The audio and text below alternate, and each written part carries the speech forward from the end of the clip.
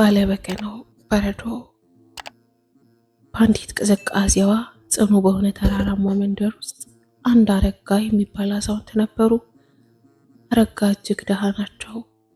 የሚኖሩት ከቤተ ክርስቲያኑ ጀርባ ባለች ትንሽ ጎጆ ውስጥ ነው። አረጋ የሚታወቁት አንድ አረጀች በገና አላቸው። በእሷ እየደረደሩ ሁልጊዜ ማታ ማታ ብቻቸውን ይዘምራሉ።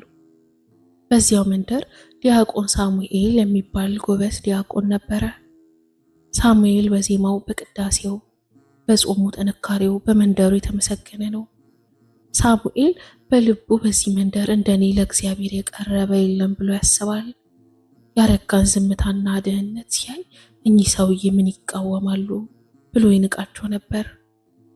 አንድ ቀን በጾም ወቅት መንደሯ በከባድ በረዶና ብርድ ተመታች። ሕዝቡን ሁሉ ቤቱን ዘግቶ ተቀመጠ። ዲያቆን ሳሙኤል በቤት ሆኖ ዛሬንማ ማንም ቤተ ክርስቲያን አይሄድም፣ እኔ ግን በዚህ ብርድ ሄጄ ብጸልይ እግዚአብሔር ይወደኛል ብሎ ተነሳ። ሳሙኤል እየተንቀጠቀጠ ቤተ ክርስቲያን ደረሰ።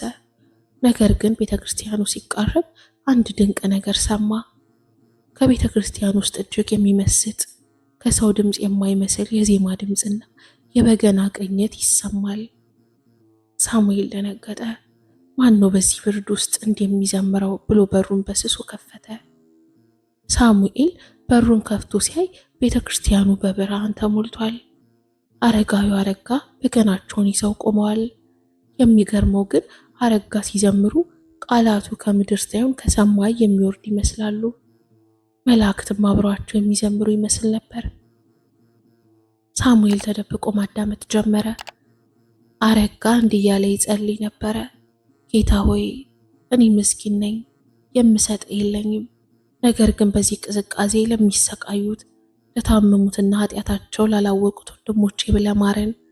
እኔን ቅጣኝ፣ እነሱን ግን አድናቸው እያሉ በእንባ ይለምናሉ። ሳሙኤል ይህንን ሲሰማ ልቡ ተሰበረ።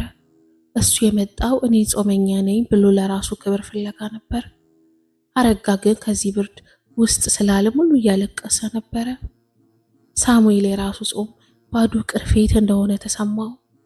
በማግስቱ ጠዋት በረዶ ጋብ ሲል ሳሙኤል ወደ አረጋ ጎጆ ሄደ። አረጋ ብርድናና በብርድ ደክመው ተኝተው ነበር።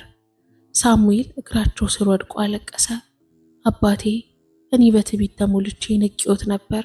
እውነተኛው ጾመኛና ጸሎተኛ እርሶ መሆንን አላወቅኩም አላቸው። አረጋዊው አረጋ ፈገግ ብለው የሳሙኤልን እጅ ያዙት።